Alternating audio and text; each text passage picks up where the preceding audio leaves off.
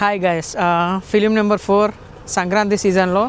So ఇది వచ్చేసి Naveen Polishetty movie అనగానే ఒక రాజు. సో ఈ మూవీని 2021లో అనౌన్స్ చేసిళ్ళు.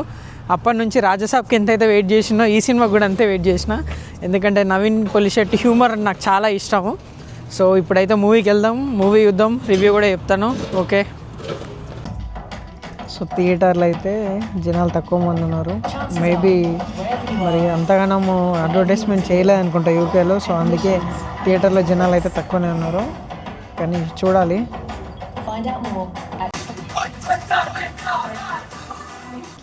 సో ఫైనల్లీ మూవీ అయితే అయిపోయింది. నవీన్ పొలిశెట్టిని కింగ్ ఆఫ్ ఎంటర్టైన్మెంట్ అని ఎందుకంటారో నాకు ఇప్పుడు అర్థమైంది. సినిమా అయితే చాలా అంటే చాలా బాగుంది. సింపుల్ పెళ్ళి అనే కాన్సెప్ట్ తోటి స్టార్ట్ అవుతుంది. స్టార్టింగ్ నుండి ఎండింగ్ వరకు అదే తీసుకుపోతాడు. లాస్ట్ ఇంటర్వెల్లో ఒక ట్విస్ట్ ఉంటుంది.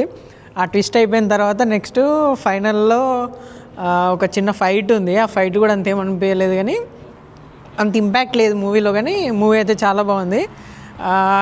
కాకపోతే ఏంటంటే ఈ మూవీ 2021లో అనౌన్స్ చేసి ఇప్పటివరకు 4 years పట్టింది. కానీ ఇది అంత టైం తీసుకొని చేసే మూవీ కాదు, జస్ట్ సింపుల్ కాన్సెప్ట్.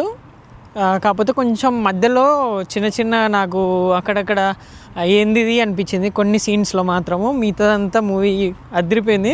అండ్ మన బుల్లిరాజు తెలుసు కదా, అన్ని సినిమాలలో ఉన్నాడు సంక్రాంతిలో. ఇంకొకటి నారి నడుమ మురారు ఉంది. ఇక ఆ మూవీలో కూడా ఒకవేళ బుల్లిరాజు ఉంటే ఈ సంక్రాంతిలో హీరోల కంటే ఎక్కువ బుల్లిరాజే కనిపించాడు మూవీస్లో. వాడు కూడా చాలా బాగా ఇంపాక్ట్ ఉంది మూవీలో.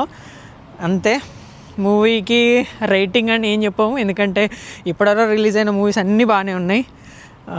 ఇది ఫిలిం నెంబర్ 4. సో ఫైనల్లీ అయిపోయింది. అండ్ ఈవినింగ్ ఇంకో మూవీ ఉంది, అదొకటి అయిపోతే సంక్రాంతి 5 movies వచ్చినాయి. 5 movies చూసేసినట్టు. Okay, bye.